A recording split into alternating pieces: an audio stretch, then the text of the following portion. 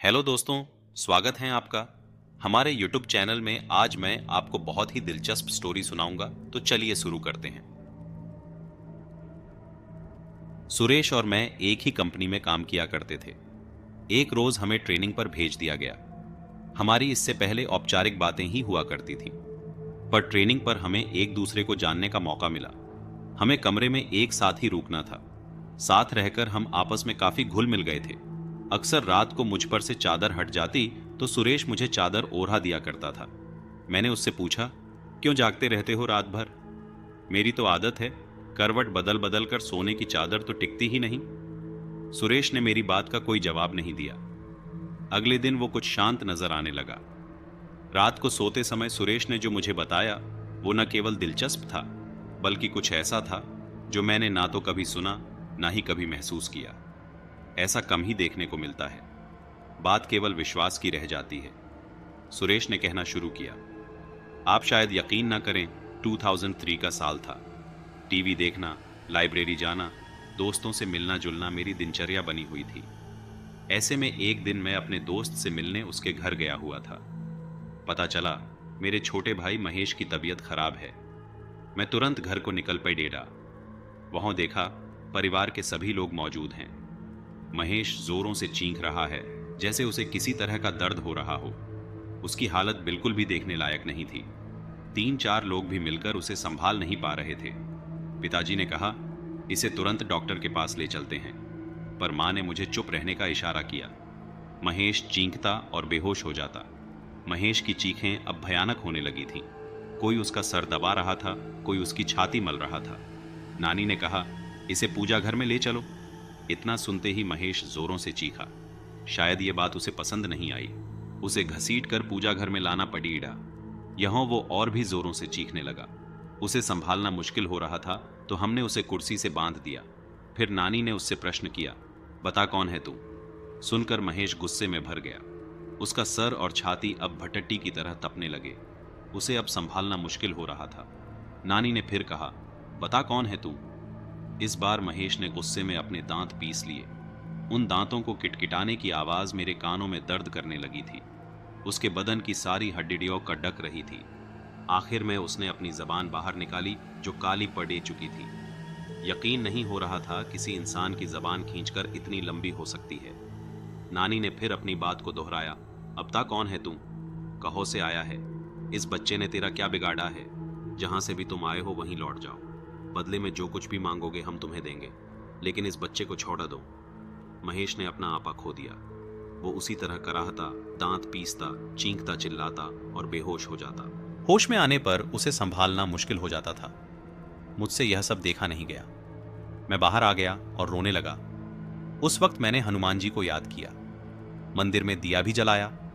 रोते रोते भगवान से दिनेश के ठीक होने की प्रार्थना की और वापस महेश के पास आ गया। महेश के रोने चीखने से वह अब जमघट लग चुका था। लोगों की भीड़ में भी महेश उसी तरह की हरकतें किए जा रहा था। उसके शांत होने पर मैंने उसे पानी पिलाया। पानी पीने के बाद वो और भी भयानक रूप में आ गया। उसका चेहरा एकदम काला हो गया, आंखें लाल सुर्ख हो गई। यह वो महेश नहीं था जिसे मैं पहचानता था। ऐसा लग रहा था जैसे उसकी आंखें फटकर बाहर आ जाएगी। पास जाने पर वो हर किसी को काटने को दौड़ाता, अपना मुंह नोचने लगता, और फिर वो शांत हो गया और रोने लगा। मैंने पूछा, तुम कौन हो? क्यों हमें परेशान कर रहे हो? महेश ने मेरी तरफ ऐसे देखा जैसे मेरी जान ले लेगा। महेश कुछ देर तक मुझे घूरता रहा। वो महेश नहीं था, उसकी जगह किसी और ने ले ली थी। सबको बारी बारी घूरने के बाद उसकी आंखें अपने कोटर में गोल गोल घूमने लगी। ऐसा नजारा जीवन में पहली बार ही देख रहा था। बल्कि मैं तो कहूंगा, ये सब कुछ जीवन में पहली बार ही देख रहा था। वो चीखना चिल्लाना, वो भयानक सी हंसी, वो दांत पीसना, किटकिटाना, दर्द में कराहना, हड्डियों का एक साथ कटीडी ढाकना, सब कुछ एक मनहूसियत में बदल चुका था। फिर महेश ने एक लंबी सांस खींची और छोड़ दी। उसकी सांस की दुर्गंध इतनी थी, सब अपना मुंह आड़ेक कर घर से बाहर निकल गए और वो पागलों की तरह हंसा। वापस अंदर जाने पर महेश फिर सभी को घूरने लगा। हमने वापस उससे पूछा, कौन हो तुम? फिर वो एक औरत की आवाज में बोला, मैं शाहडोल की हूं इन। मैं हूं तंत्रा, इसने मुझे जगा दिया है, मैं इसे नहीं छोड़ूंगी, इसे अपने साथ लेकर जाऊंगी। और हंसने लगी। हमने कहा, जो तुम मांगोगी हम तुम्हें देंगे, पर इसे छोड़ दो। वो दुष्ट आत्मा अब अपने पूरे रूप में आ गई और बोली, मुझे 1 मटकी, 4 नारियल, चुनरी, सिंगार का पूरा सामान ला कर दो तो मैं चली जाऊंगी, नहीं तो इसे अपने साथ ही लेकर जाऊंगी। जल्दी करो, दफा हो जाओ, ये सामान लेकर ही आना, वरना इसे तो मैं चबा जाऊंगी। और हंसने लगी। हम सबके चेहरे पीले पड़ गए। माँ और मैं तेजी से बाजार की तरफ निकले। रास्ते में मौ रोने लगी तो मैंने उन्हें दिलासा दी, सब ठीक हो जाएगा। माँ बोली, कुछ भी ठीक नहीं होने वाला सुरेश, मैंने तुझे बताया नहीं। इसने जब अपना पहला असर दिखाया था तब महेश को क्या हुआ हम समझ ही नहीं पाए थे। सब कुछ ठीक था कि अचानक महेश की तबीयत बिगड़ाने लगी। महेश ने सामने रखा गिलास उठाया और पानी पिया। पानी पीते ही महेश बेहोश हो गया, उसके साथ ही चौंक गए। 2 लोगों ने मिलकर उसे टेबल पर लिटाया। उस समय उसकी आंखों से आंसू बह रहे थे। वो अपनी साथियों से कुछ कहना चाह रहा था, लेकिन उसके मुंह से एक शब्द भी नहीं निकल पा रहा था। उसके साथी उसे हॉस्पिटल ले गए। हमें जैसे ही सूचना मिली हम सभी वहां पहुंच गए। कुछ देर बाद महेश ठीक हो गया। क्या हुआ उसे खुद भी कुछ मालूम नहीं था। उसे इतना याद था कि वो बेहोश हो गया था। उसके बाद कभी ऐसा कुछ नहीं हुआ जिससे कोई परेशानी हो। तुम ठीक कह रही हो मो, उसके बाद भी कुछ हुआ जरूर था। क्या मतलब? मौ बोली, मतलब ये माँ, पिछली बार जब मैं छुट्टियों में घर आया था, उस रात मैं कमरे में सो रहा था। रात के 3 बजे का समय था। कमरे की खिड़की खुली हुई थी और उससे तेज हवा कमरे में आ रही थी। उस हवा के शोर से मेरी आंख खुली। मैंने देखा एक साया मेरे पास खड़ी रहा था। ध्यान से देखने पर भी मैं उसका चेहरा ना देख पाया। उसके चेहरे पर कालिख के अलावा कुछ न था। उसका शरीर धुएं जैसा था। अचानक वो साइया बादल की तरह तैरता मेरे पास आने लगा। मैं घबरा गया और अपनी चादर में मैंने अपने आप को समेट लिया। वापस देखा तो वो साया वहां नहीं था। इसे अपना वहम मानकर मैं भूल चुका था। पर अब महेश के हालात देखकर लगता है कुछ तो जरूर हुआ है मौ। इसके बाद मैं मटकी लेने चला गया और मां सिंगार के लिए सामान खरीदने लगी। मुझे दुकानें बंद मिली तो मैं सीधे कुम्हार के घर चला गया। वह से लाल और काली दोनों मटकी ले आया। वापस आकर ज्यों ही सामान हमने महेश के आगे रखा, वो शांत हो गया। नानी उसे देखने गई और महेश के सामने जाकर खड़ी डी ही हो गई। कुछ देर तक नानी उसे ऐसे ही देखती रही तो हमने नानी से पूछा, क्या हुआ नानी? नानी हमारी ओर पलटी। अब नानी के चेहरे के भाव दिनेश जैसे हो गए थे। हम और भी घबरा गए। नानी ने भी उसी छींक के साथ रोना शुरू कर दिया और कहा, मैं शाहडोल की हुएन, मेरी हत्या कर दी गई थी। मेरी लाश के बेरहमी से टुकड़े टुकड़े करके दफन कर दिया गया। मुझे इंसाफ चाहिए। मुझे जहाँ गाढ़ा गया वह ये लड्ढ का पेशाब कराया। मैं सोई हुई थी, इसने मेरा अपमान किया और मुझे जगा दिया। पर अब मुझे कुछ नहीं चाहिए, मैं जा रही हेन यूं, मुझे रास्ता दो। हमने पूछा, तुम इसे दोबारा परेशान नहीं करोगी? वो बोली, नहीं, इसने मेरा अपमान किया जिसकी सजा मैंने दे दी। अब मुझे जाने दो। और नानी बेहोश होकर गिर गई। हमने नानी को संभाला। इतनी देर में महेश भी सामान्य हो चुका था। हमने महेश को भी कुर्सी से खोल दिया। फिर कुछ दिन और बीते। महेश को काम के लिए भोपाल जाना पड़ा। महेश और ऑफिस के कुछ लोग होटल में रुके। होटल में आधी रात को लोगों ने शिकायत की, वह कमरे से रोने की आवाजें आ रही हैं। होटल कर्मी ने जाकर देखा तो वो आवाजें दिनेश के कमरे से आ रही थीं। कमरा अंदर से बंद था। तो होटल कर्मी ने दूसरी चाबी से कमरे का दरवाजा खोला। सामने महेश था, होटल की चादर में पूरा लिपटा हुआ, और जमीन से 2 फुट ऊपर हवा में उसका शरीर तैर रहा था। उसके मुंह से अजीब अजीब आवाजें आ रही थीं। इस भयानक नजारे को देखकर उन लोगों के दिल दहल गए। कुछ लोग तो भाग खड़े हुए। बाकी लोगों ने महेश को पकड़ा तो वो चीख पढ़ा और चिल्लाने लगा। लोगों ने पुलिस को फोन कर दिया। शांति भंग के आरोप में पुलिस महेश को ले गई। उसके साथियों ने उसे छुड़ाया। उसके बाद दिनेश का लगातार यही हाल रहा। किसी ने मांडल के जंगलों में एक तांत्रिक होने की बात हमें बताई। शायद वो महेश को ठीक कर सके। हमने उसे बुलाया। उस तांत्रिक ने भी आत्मा से बातें की तो उसकी वही मांग शुरू हो गई। मटकी, 4 नारियल, चुनरी और सिंगार का सामान। अभी तक याद है मुझे वो किस तरह अपनी मांगे दोहराती थी। इन सब के साथ उसने शराब भी मांगी। रात के समय शराब कहीं भी नहीं मिली। मैं भागा भागा अपने मोहल्ले की उन गलियों में गया जहां से मुझे गुजरना भी गंवारा नहीं था। पर भाई की सलामती के लिए भी उन गलियों में गया जहां अक्सर लोग नशे में धुत पड़े रहते थे। शराब की दुर्गंध के कारण दिन में भी उस गली से कोई नहीं गुजरता था। वहां जाकर मैंने उन लोगों से शराब मांगी तो उन्होंने कहा, क्या आज तू भी पिएगा? आजा आजा, बैठ यहो। आज तू बेटा सारे गम भूल जाएगा। मैं गम भुलाने नहीं आया हूं। मेरे भाई की तबीयत खराब है, उस पर ऊपरी साया है। तांत्रिक शराब से पूजा करेगा। यह सब जानने के बाद उन्होंने अपनी शराब की बोतल मुझे दे दी, जिसे लेकर मैं लौट आया। इसके बाद शराबियों से मेरी नफरत कम हो गई।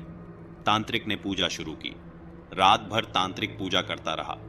दिनेश कभी चींकता, कभी चिल्लाता, कभी दर्द में कराहता, कभी गुस्से में तांत्रिक को गालियां देता, कभी मुझे घूरता, कभी तांत्रिक को घूरता। तांत्रिक का उस पर कोई ध्यान नहीं था। वो एक दाना गेहूं का लेता, कुछ मंत्र पढ़ता और उस दाने को महेश पर फेंक देता। उस दाने के शरीर पर पड़ीते ही दिनेश बुरी तरह तड़पने लगता। उसके मुंह से जानवरों के जैसे गुर्राने की आवाजें निकल रही थीं। वो जानवरों की तरह हरकत करने लगा था। दिनेश की आवाज उसके गले में ही बंद कर रह गई थी। वो क्या बोल रहा था कुछ समझ नहीं आ रहा था। सुबह तक महेश ठीक हो गया और बेहोश रहा। शायद इन सब से उसका शरीर थकने लगा था। उसका चेहरा पीला पड़ने लगा था। शरीर सूख कर लगडेढ़ी जैसा हो चला था। फिर भी कहीं ना कहीं मेरा भाई इन बुरी शक्तियों से लड़ेचा रहा था, मुझे यकीन था। कुछ दिन और बीतने पर दिवाली को त्योहार आ गया था। धनतेरस का दिन था और मैं टीवी देख रहा था। महेश कमरे में आया और बेहोश हो गया। मुझे लगा वापस वही सब शुरू होने वाला है, तो मैंने उसे कुर्सी से बांध दिया। दिनेश थोड़ा होश में आया और उस आधी बेहोशी की हालत में उसने मुझसे कहा, भाई अब मैं नहीं बचूंगा, मैं खत्म हो जाऊंगा। ये सुनकर मेरी आंखों से आंसू आ गए। मैं अपने भाई को इस तरह जिंदगी से हारते नहीं देखना चाहता था। महेश भी रो रहा था, भाई मैं मर जाऊंगा। मैंने खुद को संभाला और महेश को बांध दिया। बाइक ली और एक दोस्त को साथ लेकर मैं उसी तांत्रिक को बुलाने निकला। मांडल के घनघोर जंगल को अंधेरे। मैं तांत्रिक के घर पहुंचा। तांत्रिक भी उस दिन शराब के नशे में था। उसे बाइक पर बीच में बैठाकर ले आए। तांत्रिक का खुद का शरीर बस में नहीं था। गिरता पड़ेडीता वो महेश के पास पहुंचा। जैसे ही उसने दिनेश का हाथ पकड़ेड़ा, उस तांत्रिक का सारा नशा उतर गया। उसने वही पूजा दोहराई और सुबह होने तक दिनेश फिर ठीक हो गया। अब तो यही सिलसिला चालू हो गया था। तांत्रिक आता, पूजा करता और सुबह तक चला जाता। मटकी, 4 नारियल, चुनरी और सिंगार का सामान हमारी रोज की जरूरत बन गई। ये सब चीजें अब घर में हर समय मौजूद रहने लगी। रोज रात गिरते घर में मनहूसियत सी छा जाती। घर के एक कोने में शराब की बोतलों का ढेर इकट्ठा हो गया था। ऐसा कोई मंदिर नहीं बचा, कोई मस्जिद नहीं बची जहां दिनेश का इलाज नहीं करवाया। अंत में किसी ने कलकत्ता के काली मंदिर जाने का सुझाव दिया। वहां जाकर महेश का इलाज कराया। यहो भी उसकी वही मांग जारी थी, मटकी, 4 नारियल, चुनरी और सिंगार के सामान की। पर पुजारी ने साथ साथ कुछ नींबू, लौंग और कफन भी मंगवा लिया। इस बार की पूजा मुझे कुछ विशेष लगी। पुजारी हर बार कुछ मंत्र पढ़ाता और उसे नींबू में फूंक देता और उसमें लौंग चुभा देता। फिर उस नींबू को कफन में लपेटकर एक मटकी में डाल देता। महेश को इससे बहुत दर्द होता और वो बेहोश हो जाता। होश में आकर महेश की फिर वही हरकतें चालू हो जाती थी। पर पुजारी अपने काम में लगा रहा। जैसे ही उस आत्मा की बारी आई, वो कहने लगी, मुझे छोड़ दो, मुझे छोड़ दो, जाने दो मुझे। पुजारी है, बोल तू इसे फिर परेशान करेगी। नहीं करूंगी, नहीं करूंगी, मुझे माफ कर दो, मुझे जाने दो। पुजारी, क्यों परेशान कर रही है इस बच्चे को? पीछा छोड़ इस बच्चे का, वापस जा, लौट जा जहां से भी तू आई है। पुजारी ने ऐसा 8 से 10 बार किया और तंत्रा को भी उसने कैद कर लिया। अंत में पुजारी ने वो मटकी हमें दी और कहा, इस बच्चे के अंदर दुष्ट आत्माओं ने डेरा जमा लिया था। सारी आत्माओं को इस मटकी में कैद कर दिया है। इसे ले जाकर शमशान में गाड़ दो और ध्यान रहे नंगे पैर ही जाना। हम उस मटकी को शमशान गाड़ आए। ताज्जुब तो यह था, पूरा रास्ता जंगल होकर गुजरता था। रास्ते में नंगे पैरों पर एक भी कांटा ना चुभा। ऐसा लग रहा था जैसे रुई पर चलकर हम उस जगह तक पहुंचे थे। इसके बाद महेश ठीक तो हो गया, पर काफी कमजोर हो चला था। केवल खाने और दवाइयों के लिए ही बिस्तर से उठ पाता था। इस वाकये के बाद मेरा उन चीजों पर भी विश्वास हो गया जिन्हें मैं पहले नहीं मानता था। 5 सालों तक इस मुसीबत को झेलने के बाद हमारी माली हालत खराब हो गई थी। सर पर कर्जा हो गया था। धीरे धीरे हम भाइयों ने वो कर्जा भी चुका दिया। हम कई और दिनों तक महेश की देखभाल में रात भर जागते थे। मैं उसके खाने का समय पर दवाइयों का ध्यान रखता था। रात में उठ उठकर मैं देखता था दिनेश सो रहा है या नहीं। उसकी चादर ठीक कर देता था ताकि वो आराम से सो सके। आज भी मेरी यही आदत है। बस यही बात थी, ऐसा कहकर सुरेश चुप हो गया।